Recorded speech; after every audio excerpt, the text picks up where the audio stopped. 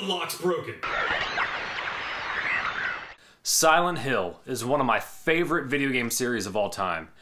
And when I say that, I'm more so talking about 1 through 4. However, recently I went back and gave one of the other games a chance, Silent Hill Origins. So, what did I think? Well, that's what we're going to talk about.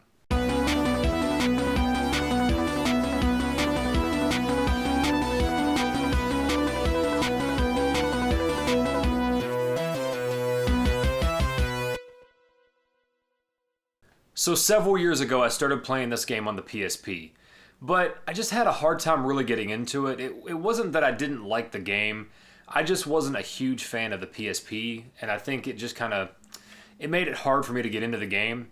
However, at some point in time, I came across the PS2 version, which I didn't even know existed.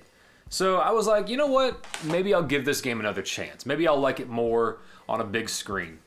And long story short, I didn't hate it, but I didn't necessarily love it either. So if you don't know the story of the game, you play as Travis, who's a truck driver, and he's driving through Silent Hill on a job. And a lot like Silent Hill 1, he sees a young girl on the road, which causes him to swerve. After that, he comes across a burning house, and he hears somebody in the house screaming. So he goes in, finds a young girl, which is Alessa, badly burned, gets her out of the house, and then when he gets outside, you hear the sirens or whatever, and he passes out.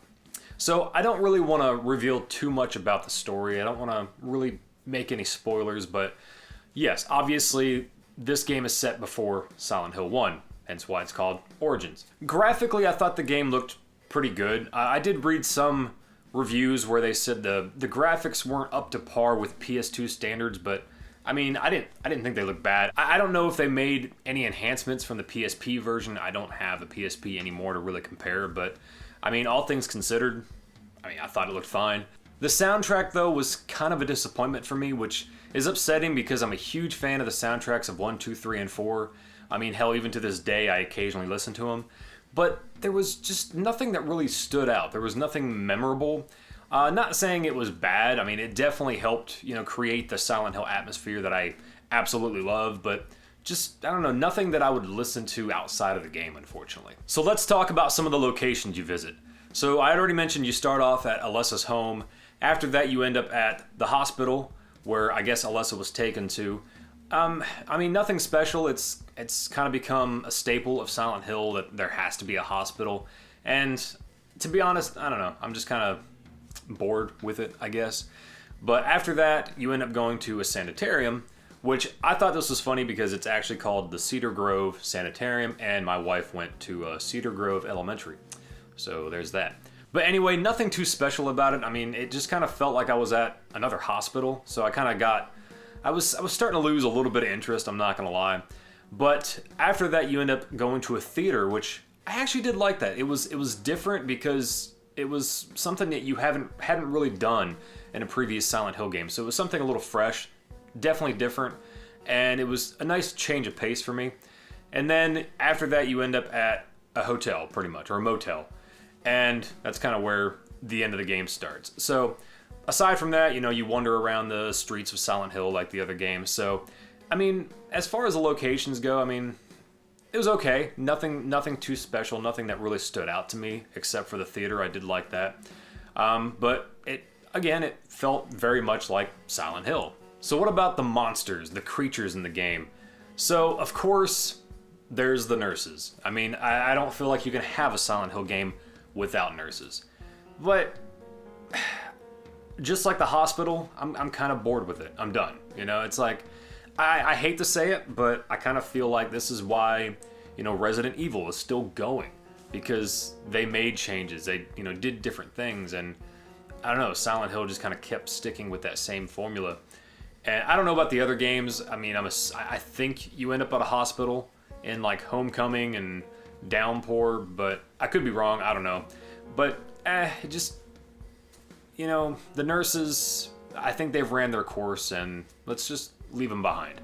And then there's the straitjacket monster. I don't know what the actual name of the creatures are, but I'll put them in the video. But, I mean, we'd already seen this in Silent Hill 2. I mean, it was also in the movie, so it just kind of seemed unnecessary for him to be in this game, and also just kind of seemed lazy. I don't know if they were trying to pay tribute to the other games or what, but to me, just unnecessary, and just, I don't know. I could have lived without it. And then there was the shadow creature. Again, I don't know the names of these monsters, but this one I thought was kind of cool, because all you could see is like this floating iron vest thing, but when you shine your light on it, you could see a shadow, like an outline of a figure on the wall. So I thought that was pretty cool, kind of unique. Definitely, it creeped me out, I'm not gonna lie. So I did like that one. And then at the theater, you come across the marionette type doll. Nothing special about it. It just kind of looked like a doll, but I'm not gonna lie, it creeped me out a little bit, because you would see it like hanging from the ceiling.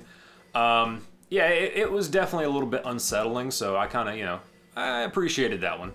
And then there was this one, it was kind of like a four-legged animal that like kind of drug its head on the ground.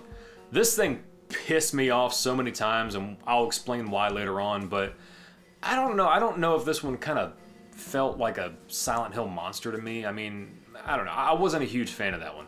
And then there was the one that was like two figures, but it looked like kind of one was like maybe riding on the back of the other. This one I liked, but I didn't like at the same time, because whenever I came across it, it would always freak me out, and I was trying everything I could to kill it. And I think it was one of the more powerful monsters in the game, but because it kind of made me so uncomfortable, you know, I kind of did like that one. So, and it was probably by far the most disturbing one in my opinion. But yeah, I kind of, you know, I appreciated that one as well. Then there was the like contorted human-like creature. The only thing I thought was cool about this one was just the sheer size of it. It was huge. But I typically found myself just avoiding that one and just running away if I could. So there's a couple of boss battles we're not going to really talk about, because I feel like it kind of gives away the story too much. But the Butcher, I was not a fan of this one, and basically because I felt like it was just a ripoff of Pyramid Head. Sorry. It seemed kind of lazy, and as much as I love Pyramid Head, I loved him in Silent Hill 2, and that was it. And I don't feel like he should have ever come back. But I don't know, like it was, maybe again they were trying to pay tribute, but to me it just seemed kind of lazy, like they just took Pyramid Head and took off the helmet. The final boss, to me, it just seems so out of place. Like, it felt like something you would see in Doom or like Diablo. Like, to me, it didn't fit, and I don't know, I can't say I was a fan of that at all. So I do have several complaints, but before I get to that, I do want to state, again, I didn't think it was a terrible game. It definitely felt like a Silent Hill game, I'm not gonna lie. The atmosphere was there, the creepiness was there. There wasn't really like any jump scares that I can really remember, and I did prefer that, because I kind of like the more unsettling nature of Silent Hill versus, you know, just jump scares, because I find those to be cheap.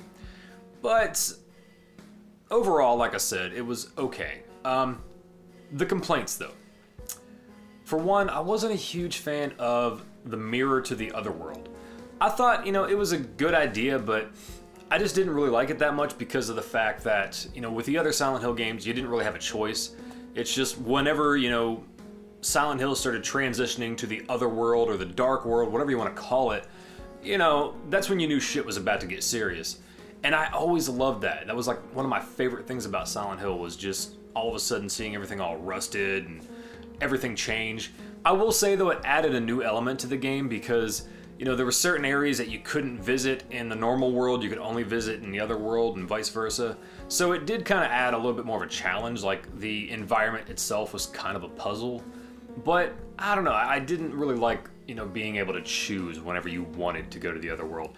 The other thing about that, and you could complain about this or you could argue, but from what I remember, the other world, the dark world, whatever you want to call it, the alternate, whatever, was more so like a creation of Alessa, but there's a reference to this mirror world, as they also call it in the game, before these events even happened. So I don't know if this game really stuck with the lore. I mean, you can argue with me in the comments. Hey, I'll be glad to have a conversation, but overall, I don't know. It was a good idea, but I just didn't really care for it too much.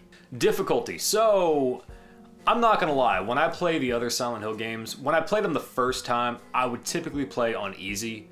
And most of that was because I didn't really want a challenge. That's not what I was playing the game for. I wanted to experience the game, the story. Now, typically I went back and played those games several times, and I'd more than likely play it on normal. I think I tried Silent Hill 2 on hard once, and I was like, well, this is just stupid. I just didn't want to deal with it. With this one, though, you don't have that option. There is no difficulty option. I wasn't a huge fan of that, but thankfully the game is not overly difficult at all. I mean, if I could beat it, hey, anybody could beat it. But the other thing that bugs me about situations like that, when, you can't really choose a difficulty, it's not a game that has checkpoints. You have to save. So oftentimes when I play games like this, I'll make all this progress, 30, 45 minutes of gameplay, and then I die. And then I gotta start all the way back at this checkpoint, or this save point. That happened to me once, and it took everything I had to continue on, because I was like, I really don't want to go through that again, because it just seemed like a waste of time. So that's kind of the reason why, like, those games I will play on easy the first time just to check it out, because there's nothing that I can't stand more than dying and losing all of that progress. If it had checkpoints, it'd be a different story, but it is what it is. But again, it's not too difficult, but definitely I would have been happier if it had that option. The weapon system. So much like Breath of the Wild, I wasn't a huge fan of, how your weapons break after a while. It would be fine if, they would last a little while, but most of the weapons like I picked up wouldn't even survive one attack from a monster. And it was just like, after a while I just got fed up with it, and a lot of them I either just avoided the monsters entirely by turning off my light, which you could do, or just using my bare hands, which, by the way, you can use your bare hands in this game. So I remember by the end of the game, I had a stockpile of God knows what I had, bats, filing cabinets, TVs, just a stockpile of all these weapons because I just got tired of using them. But the guns, though, were pretty cool. I think you actually get an assault rifle, which I thought it seemed a little out of place, but I'm not gonna lie, it was kind of cool. The camera angles, oh my god. So again, this is another reason why I prefer to play on easy, because the camera angles alone is also an enemy of the game. And yes, the other games had that issue as well, because they always try to be cinematic with it, which is cool, but there is nothing more irritating. And when I was mentioning the animal type creature that drags its head, way too many times that creature would be off screen and my character's staring at it, but my camera is actually looking at me from the right or left, and my character's staring straight at this enemy. I don't know it's there until I walk over and the camera decides to change, and then I get attacked. That happened to me so many times, and it was just so infuriating. So again, that's why I kind of preferred playing on easier modes, because the camera was just frustrating at times. And yeah, it was cool to get those cinematic angles, and it kind of added a nice touch to it, but when it sets you up to get attacked by an enemy, it's just frustrating to me. Stomping on the enemies, oh my god. So another staple of Silent Hill is whenever you knock a creature down, you step on them. And while I always loved that, I thought it was fun, this one at times could be a lot more frustrating because, again, there's no difficulty option. So you could be fighting against several different monsters at a time, and you finally get one down, and you're doing everything you can to try to, get that final blow, and here comes another monster attacking you, and you just can't get to him, and then he gets back up, and it's like he has full health again. Oh my god, it was I'm not gonna lie, after a while, that really started to piss me off, and I was like, you know what? It would have been better off without it in this game, in my opinion. But hey, again, that's just my opinion. Alessa. I didn't really like how they portrayed Alessa. Like, they really made her out to be more so the villain and less of a victim. I mean, you could argue with me on this, that's fine, but that's kind of how I felt that they portrayed her, and I wasn't a big fan of that. Last up, the story wasn't bad, but I'm not gonna lie, I figured out what was going on way too early. Like, the twist, so to speak, of, you know, what happened to Travis as a kid, I figured it out way too early. And like with Silent Hill 2, I'm not gonna lie, I'm not gonna say what happens, but when it happened, man, that threw me for a loop. I was like, wow, okay. But this one I was like, yeah, I see what's going on. So that kind of bummed me out. It bummed me out a little bit. So unlike the other games, this one only had 2 endings, not counting the UFO ending. You just had a good and a bad ending. And I got the good ending, which, I mean, I guess you could say is canon. It made sense. It definitely led up to Silent Hill 1. But considering, like I said, I'm probably never going to play this game again, I was like, you know what? I want to know what the bad ending was. So I looked it up on YouTube, and feel free to check it yourself.